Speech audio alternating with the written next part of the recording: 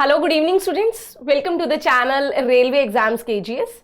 मैं इंजीनियर दीपा आप सभी का बहुत बहुत हार्दिक स्वागत करती हूँ आपके अपने चैनल रेलवे एग्जाम्स केजीएस में। तो गाइस, जैसा कि आप सभी जानते हैं कि मैं ना कुछ अभी आप लोगों की जो रेलवे एएलपी की वैकेंसी आई हुई है उससे संबंधित कुछ ऐसे डाउट्स हैं बच्चों को जो वो फॉर्म भर रहे हैं तब बच्चों के दिमाग में आ रहे हैं। जैसे पहले मैंने आपको कुछ पॉइंट्स हाईलाइट करे थे कि ट्रेड से संबंधित, तो अब बच्चों के डाउट आ रहे थे अपनी कास्ट सर्टिफिकेट को लेके, तो कि मैडम हम कैसे कास्ट सर्टिफिकेट बनवाएं या क्या क्या हमें पॉइंट्स ध्यान में रखने हैं। तो बच्चा एक खासकर मैं यहाँ पर हाईलाइट करना चाहूंगी हमारे ओबीसी कैटेगरी की, अदर बैकवर्ड क्लास के कैटेगरी के स्टूडेंट्स को, क्योंकि उनके साथ उनको जो सर्टिफिकेट बनाना है उनको थोड़ी सी सावधानियां ध्यान में रखनी है, नहीं तो फॉर्म रिजेक्ट भी हो सकता है और हो सकता है आपको डीवी के टाइम पे, यानी कि जब आपकी चौथी स्टेज आएगी डॉक्यूमेंट वेरिफिकेशन, उस समय पर आपको समस्या आ सकती है।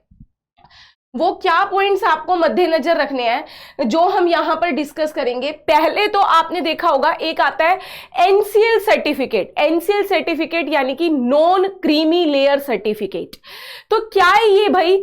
ओबीसी वालों के लिए क्या है, एससी एसटी को भी क्या ये सर्टिफिकेट देना होगा, और एससी एसटी कैटेगरी के जो है उनको कौन सा सर्टिफिकेट या कौन से डॉक्यूमेंट्स अपलोड करने होंगे। ये 2-3 सवाल बच्चे मेरे से बार बार पूछ रहे थे, मैसेजेस आ रहे थे बच्चों के, मेरे पास कमेंट्स भी थे, तो मैंने कहा चलिए ठीक है बच्चों के ये डाउट क्लियर कर देती हूँ। बच्चे, सबसे पहले तो मैं अगर यहां पर छोटे से पॉइंट की बात करूं, इसकी एससी एसटी के सर्टिफिकेट्स की बात करें तो बच्चे एससी एसटी में आप यहां पर अगर आप एससी एसटी कैटेगरी से बिलोंग करते हैं तो आपको कोई एनसीएल सर्टिफिकेट नहीं बनवाना। इनके लिए कोई एनसीएल सर्टिफिकेट नहीं बनाना। इसका एनसीएल सर्टिफिकेट बनेगा क्या? आपका आंसर है नहीं, जी नहीं, आपको कोई सर्टिफिकेट नहीं, एनसीएल सर्टिफिकेट नहीं बनाना। जो आपके पास आपका कास्ट का सर्टिफिकेट है वही आपका अपलोड होगा। फिर आता है कि कौन सा सर्टिफिकेट, तो यहां पर मैंने आपको बताया जी जो आपका कास्ट सर्टिफिकेट है वही आपको अपलोड करना है। अब एक चीज सुनिएगा, जो ये कास्ट सर्टिफिकेट है ये आपका सेंट्रल सर्टिफिकेट होना चाहिए। ये सर्टिफिकेट कहां से बना हो? सेंट्रल से बना हो भाई। अगर आपका स्टेट का बना है तो वो नहीं होगा, क्योंकि कई बार ऐसा आता है कि स्टेट में तो आप कास्ट में आते हैं बट जब सेंट्रल की बात आती है यानी कि पूरे ऑल ओवर इंडिया की बात आती है तो वहां पर आपकी वो कास्ट काउंट नहीं होती, वहां पर बच्चे अनरिजर्व्ड में यूआर कैटेगरी में चले जाते हैं। तो एससी एसटी को सिर्फ इतना ध्यान रखना है कि आपके पास आपका अगर कैटेगरी सर्टिफिकेट है तो वो सेंट्रल का होना चाहिए, आपका स्टेट का नहीं। डन? अच्छा, अब बात आ गई थी मैडम ओबीसी वाला रह गया, एनसीएल रह गया। तो अब पॉइंट आता है कि मैडम ओबीसी की सर्टिफिकेट्स, ओबीसी वालों को कौन सा सर्टिफिकेट लगाना है? तो यहां पर सुनिएगा, ओबीसी वालों के लिए 2 टाइप के सर्टिफिकेट्स आएंगे आपके। कितने? 2 टाइप के। कौन कौन से मैडम? एक आता है एनसीएल नॉन क्रीमी लेयर और दूसरे आते हैं सीएल क्रीमी लेयर। तो अब हमें कौन सा चुनना है, कैसे मैडम हमें पता चलेगा? दोनों में आपको अंतर पता चलना चाहिए और ये सर्टिफिकेट बनते कैसे हैं वो भी मैं आपको बताऊंगी। कौन सा कहां का, स्टेट का, सेंट्रल का, वो भी सारी पॉइंट हम यहां पर डिस्कस करेंगे। सुनिएगा जरा। सबसे पहले मैं आपको बताऊं, ये जो एनसीएल और सीएल सर्टिफिकेट बनता है ओबीसी के लिए, ये अंतर आता है आपकी एनुअल इनकम पे। आपके पेरेंट्स की जो सालाना आय है उसके आधार पर ये बनते हैं ये दोनों, ठीक है? अच्छा, सालाना आय पर वो कैसे, देखिए जरा। अगर आपकी, यहां पर आपको ध्यान रखना है, यदि आपकी वार्षिक आय, सालाना जो तनख्वाह है, आमदनी है 8 लाख से कम की है, सालाना तनख्वाह जो बन रही है वो आपकी 8 लाख से कम की है, तो आप कहां जाएंगे भाई? नॉन क्रीमी में। 8 से ज्यादा है तो क्रीमी लेयर में जाएंगे। और यदि मैं बात करूं ओबीसी की, तो यहां पर ज्यादातर विद्यार्थी जो है 99% विद्यार्थी इसी कैटेगरी में आते हैं कि वार्षिक आय जो है वो 8 लाख से कम ही आती है। अच्छा, अब ये हो गया नॉन क्रीमी। इसमें जब ये सर्टिफिकेट आप बनवाते हैं तो आपको अपने फॉर्म भरते समय ये सर्टिफिकेट का नेचर कैसा होना चाहिए, कैसा ये सर्टिफिकेट होना चाहिए, कुछ पॉइंट्स हैं, ध्यान रखिएगा। अगर आपकी यहां पर सबसे पहला ये आपका मैंने क्या बोला है, सेंट्रल के फॉर्मेट पर हो, सेंट्रल या फिर आपको यहां पर बता दूं रेलवे का फॉर्मेट, रेलवे भी एक अपना फॉर्मेट जारी करती है, ठीक है। अब उस फॉर्मेट पर भी आप ये सर्टिफिकेट बनवा सकते हैं या बना भी सकते हैं ऑनलाइन। जी हां, ये आप खुद से ऑनलाइन भी बना सकते हैं, यद्यपि अगर आपको इंटरनेट का पूरा पूरा ज्ञान है तो, ठीक है। अच्छा, लेकिन ये ध्यान रखिएगा ये भी स्टेट का ना हो।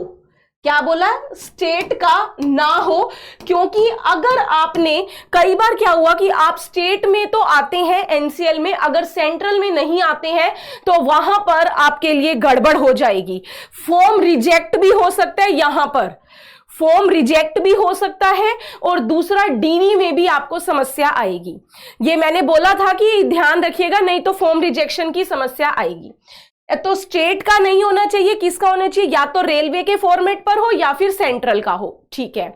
अगर आप स्टेट वाला लगाओगे ना तो वो स्टेट वाले में आपको वो ओबीसी में नहीं यूआर में काउंट करेगा, अनरिजर्व्ड वालों को, ठीक है। अनरिजर्व्ड कैटेगरी बनेगी आपकी, ओबीसी बनेगी नहीं, यही ध्यान रखिएगा, ठीक है। अच्छा, फिर इसकी बात आती है वैलिडिटी, क्योंकि जब, अब मैं आपको बताऊं, जब ये आप एनसीएल सर्टिफिकेट बनवाते हैं, मैंने बोला ना कि या तो बनवाएंगे या खुद ऑनलाइन बनाएंगे। जब आप ये सर्टिफिकेट बनाते हैं बच्चे, तो आपका एनसीएल सर्टिफिकेट बनाने में कुछ अनदर डॉक्यूमेंट्स लगते हैं। जैसे अगर मैं आपको बताऊं, आपकी इनकम टैक्स, ये जो आपने बोला ना 8 लाख से कम है, तो इनकम का आपका कि कितनी आपकी आय है उसका सबूत लगता है।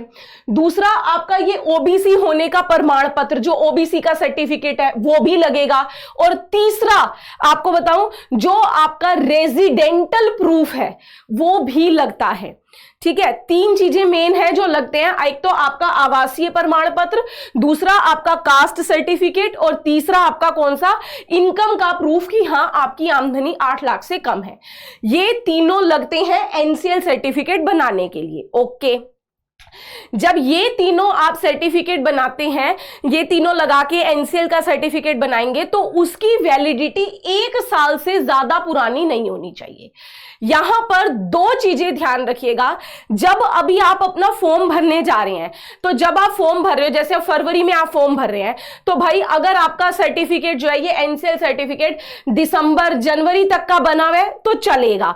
अगर आप कहें कि मेरा पिछले जनवरी का बना हुआ है या पिछले जनवरी फरवरी, यानी कि आपका, मैं बात करूं कि अगर आप कहो कि मैडम अब 2024 चल रहा है, मेरा तो 2023 या दिसंबर 2022 का बना हुआ है, तो बच्चे मैं आपको हिदायत दूंगी उसको दोबारा बनवा या बना लीजिए, ठीक है। 1 साल से ज्यादा पुराना नहीं होना चाहिए। अगर आपका पिछले दिसंबर या फिर आपका दिसंबर 2023 है, अक्टूबर जून जुलाई 2023 तक का है, चलेगा।